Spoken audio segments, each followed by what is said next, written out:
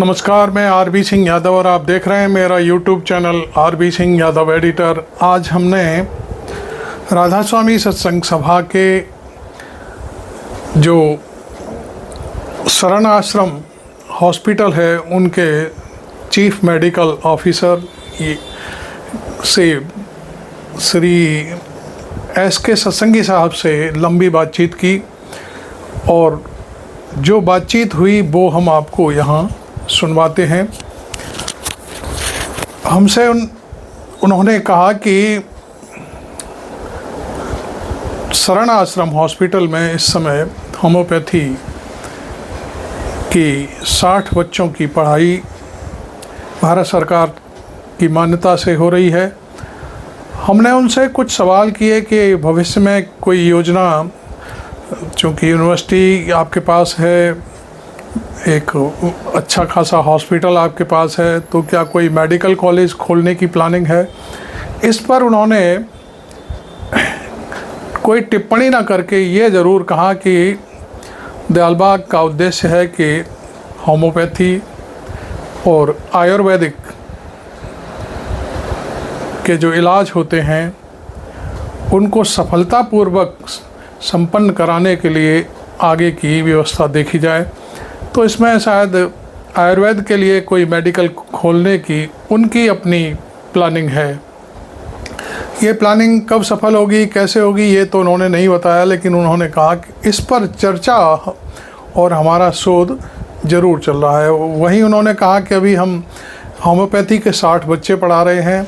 भारत सरकार या medical council है हमको प्रेशर कर रही है कि आप 100 बच्चों की क्लास कम से कम लीजिए और 100 बच्चे हर साल होम्योपैथी के निकालिए। आपको मालूम है कि देसी जो इलाज होता है थोड़ा उसका फ़ायदा देर से तो होता है, लेकिन वो बहुत शानदार इलाज होता है। होम्योपैथी की भी यही स्थिति है और आयुर्वेद का भी यही। मेडिकल की जो सबसे एंग्लो पद्धति है, अंग्रेजी दवाइयों वाली जो पद्धति है, वो तत्काल व्यक्ति को ठीक तो करती हैं, लेकिन वो कोई स्थायी इलाज नहीं हो पाता। किसी भी रोग का जड़ से समूल नाश करने के लिए आयुर्वेद और होम्योपैथी एक सटीक इलाज है। इस पर आप डॉक्टर सत्संगी साहब से हमने बात की है, वो देखें। और ये जो कैंप लगते हैं उन कैंप का जो एक तो शहर में भी लोग लगाते हैं, तमाम दुनिया के लोग लगाते हैं, खबरें आती हैं, फ़ोटो खिंचाया और कुछ लोगों को देख लिया और कैंप संपन्न कर दिया। यहाँ के कैंप में और उन कैंप में जो बेसिक अंतर है वो भी उन्होंने यहाँ एक राज खोला है कि यहाँ जो कैंप लगते हैं वो वही डॉक्टर आपको अगली बारी आप दिखाना चाहें 24 आवर्स भी दिखाना चाहें तो हमारे शरण आश्रम हॉस्पिटल में वही डॉक्टर उपलब्ध होते हैं जो यहाँ कैंप में देखते हैं। तो ये एक बहुत सटीक टिप्पणी उन्होंने की थी। तो आप देखेंगे। अब हम मेरा उनसे इंटरव्यू हुआ है, वो मैं आपको ले चलता हूँ उनसे बातचीत के लिए। देखिए, हाँ, वीडियो अच्छा लगे तो इसे लाइक करते हुए इसको शेयर ज़रूर करना, जिससे देश की जनता को पता चले कि दयालबाग में किस तरह से जो स्वास्थ्य की सेवाएं दी जा रही हैं, निःशुल्क दी जा रही हैं और परमार्थ के लिए दी जा रही हैं, आम आवाम के लिए दी जा रही हैं। वहाँ कोई भेदभाव कुछ नहीं, कोई भी सत्संगी हो, नॉन सत्संगी हो, कोई भी आकर के वहाँ अपना इलाज करा सकता है। तो ये वीडियो शेयर ज़रूर कर लेना। राधा स्वामी डॉक्टर साहब। राधा स्वामी डॉक्टर साहब, ये 16वां कैंप है एलोरा ब्रांच का। अब की ज़रा हम थोड़ा सा विस्तार से चाहेंगे कि शुरू से लेकर के अब तक क्या होया, क्या पाया, आपकी सेवाएं जो हो रही हैं दयालबाग की तरफ। नहीं, खोने की तो कोई बात है नहीं। जी जी। और अस्पताल की तरफ से तो हम लोग सेवा देने की कोशिश कर रहे हैं। जी जी। और मरीजों को फ़ायदा ही है, क्योंकि इतने दिन में नंबर मरीजों के दिन पे दिन बढ़ते ही जा रहे हैं। हर कैंप में बढ़ती जा रही है संख्या। हाँ, मतलब शुरू से अगर अब तक देखें तो काफ़ी मैनीफोल्ड इंक्रीज है नंबरों का। और आसपास के लोग भी आने लगे। पॉपुलर हुआ है इसको। जी। अच्छा, ये जो कैंप लग रहे हैं आपके तीनों ब्रांचों में लगते हैं, इसके अलावा भी क्या कोई डिमांड आती है आपको बाहर से कि भाई हमें ज़रूरत है, हमारे गांव में ज़रूरत है? नहीं, डिमांड तो आती है, लेकिन देखिए मेडिकल कैंप लगाने के अपने नॉर्म्स हैं।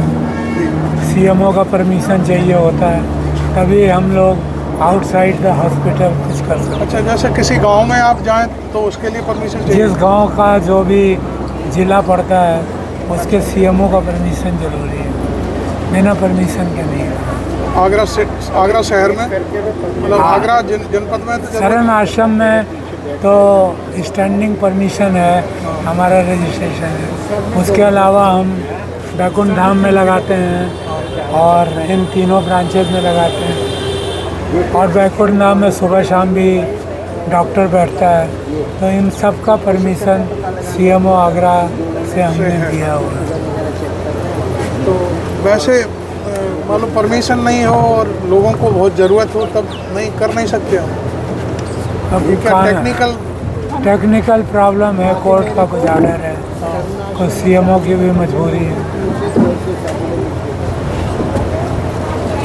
तो यहाँ इन कैंपों में किस टाइप के जो आपके यहाँ जो डॉक्टर की टीम होती है? नहीं, हम तो यहाँ पे देखिए लिस्ट लगी है। I general medicine physician, chest physician, cardiology, सारे स्पेशलिटी के लोगों को लाते हैं। और मैक्सिमम परेशानी तो यहीं दूर हो जाती है। अगर ज़रूरत पड़ती है तो शरण आश्रम भी ले जाते हैं, बुलाते हैं, वहाँ पे भी उनका फर्दर वर्कअप करते हैं। थोड़ा सा जैसे मैं किसी और की बुराई नहीं करना चाहता, लेकिन जैसे दूसरे शहर में दूसरे जगहों पर जो कैंप लगते हैं उनका मकसद और यहाँ के कैंप का मकसद थोड़ा सा डिफरेंट समझाइए।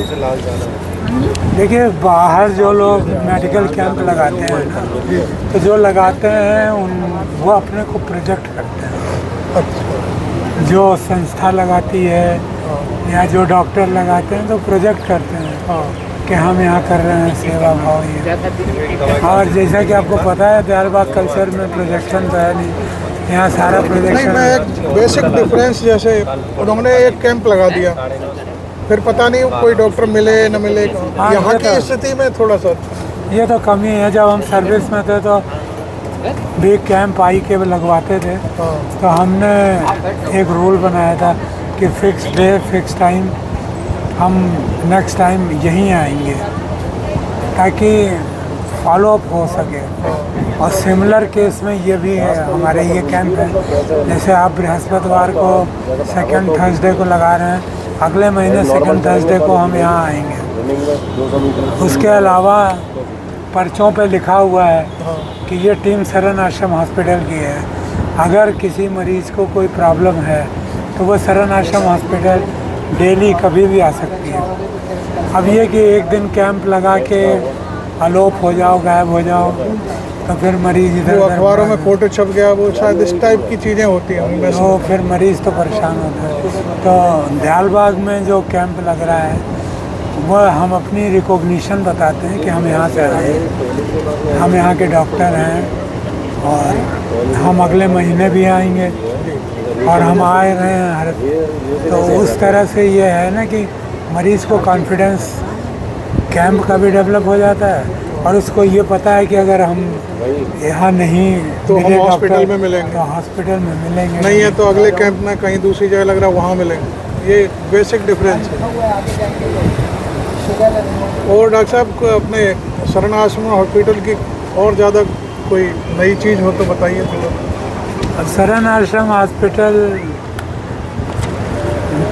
से एसोसिएटेड कहिए, अलग कहिए, होम्योपैथी मेडिकल कॉलेज बन गया है, वो चल रहा है।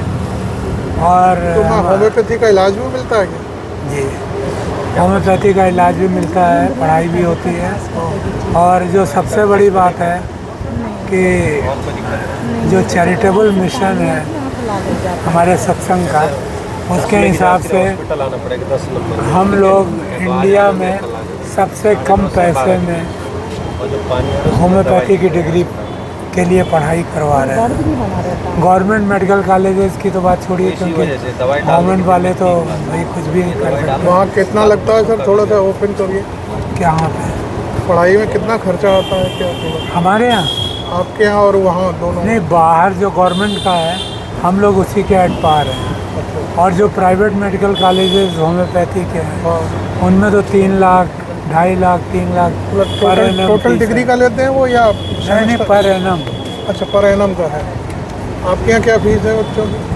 हमारे यहाँ 19 इंटू लगभग 20,000 22,000 रुपये पर साल लगता है। एक सेक्टर उसकी एक सेमेस्टर? साल का। अच्छा, टोटल एनम की बहुत सस्ती है फिर आपके।